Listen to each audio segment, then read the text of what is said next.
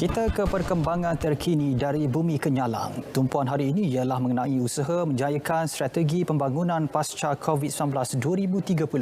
Perincian lanjut kita bersama Vanessa Mering di Kuching. V, silakan. Ya Azam, Perkhidmatan Awam Sarawak memainkan peranan penting dalam pembangunan negeri Sarawak, terutama dalam menjayakan strategi pembangunan pasca COVID-19 PCDS 2030.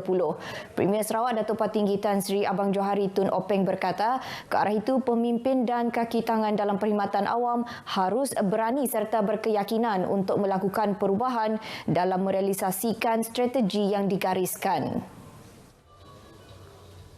Antaranya meningkatkan ekonomi negeri 6 hingga 8% setahun, meningkatkan kadar dalam negeri kasar Sarawak sebanyak RM282 bilion dan mewujudkan 195,000 peluang pekerjaan baru. Beliau menyatakan demikian dalam teks ucapan yang dibacakan oleh timbalannya Datuk Ahmad Douglas Uga Embas pada perasmian Sarawak Civil Service Executive Coaching di Kuching. Program sehari itu dihadiri para pegawai dalam Perkhidmatan Awam Sarawak yang memainkan peranan penting dalam menerajui PCDS 2030 untuk meningkatkan keupayaan dalam menyampai perkhidmatan berprestasi tinggi.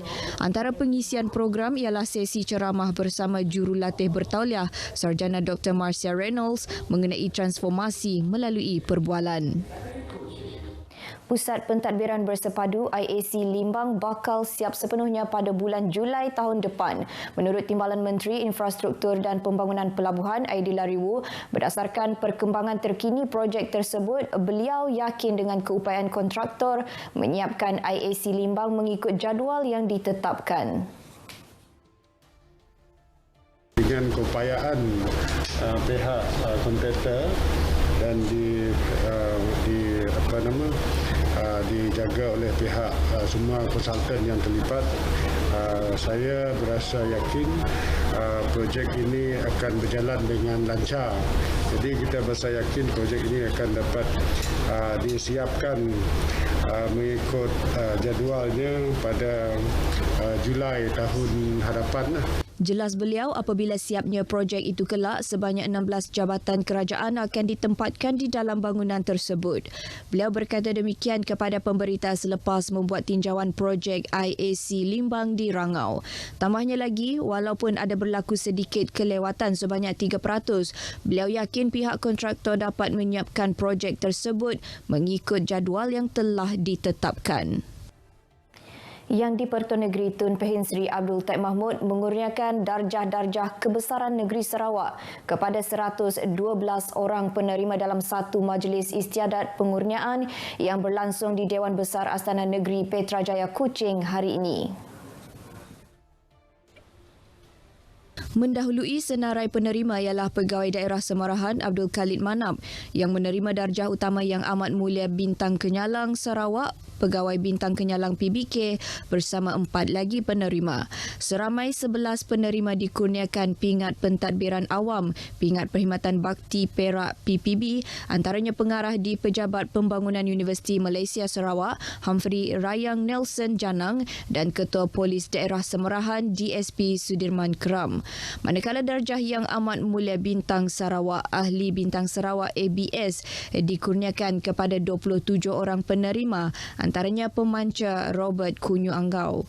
Darjah utama Yang Amat Mulia Bintang Kenyalang Sarawak, Ahli Bintang Kenyalang ABK pula menyaksikan seramai 12 orang penerima serta 25 orang penerima lagi dikurniakan pingat pentadbiran awam, pingat perkhidmatan terpuji Gangsa PPT.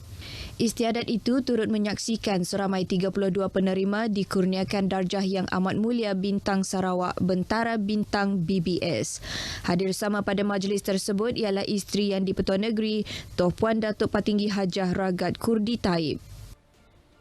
Seramai 35 orang pegawai bomba bantuan PBB dan 10 orang pegawai bomba bantuan Swift Water Rescue Team PBB SWAT telah ditauliahkan hari ini. Majlis ringkas pentauliahan pegawai-pegawai tersebut disempurnakan oleh Pengarah Jabatan Bomba dan Penyelamat Malaysia Sarawak Datuk Khairuddin Rahman di Kuching. Pegawai bomba bantuan dan PBB SWAT itu ditauliahkan setelah berjaya melengkapkan kursus pentauliahan Siri 1 2022 selama 10 hari bermula 6 Mac lepas. Kesemua mereka akan bertugas di Balai Bomba dan Penyelamat BBP Asajaya, BBP Bintangor, BBP Daro, BBP Kapit dan BBP Saratok. Selain itu, mereka juga akan ditempatkan di BBP Serian, Sibujaya, Siburan, Song, Mukah dan Tanjung Manis. Manakala 10 orang PBB SWAT berkenaan akan bertugas secara on-call di BBP Tabanjaya dan BBP Petrajaya. Operasi mencari dan menyelamat kanak-kanak hilang Eric Chang Wei Jie 4 tahun di Muara Tebas Kuching diteruskan hari ini. Pencarian adalah di sekitar kawasan pesisir pantai Kampung Muara Tebas Kuching iaitu sekitar 800 meter dari pos kawalan bomba. Menurut Jabatan Bomba dan Penyelamat JBPM, operasi pencarian dilakukan sejak 9 pagi tadi bersama 6 pegawai dan anggota yang diketuai Komander Operasi TPGB Muhammad bin Moramid termasuk unit pengesan K9 JBPM.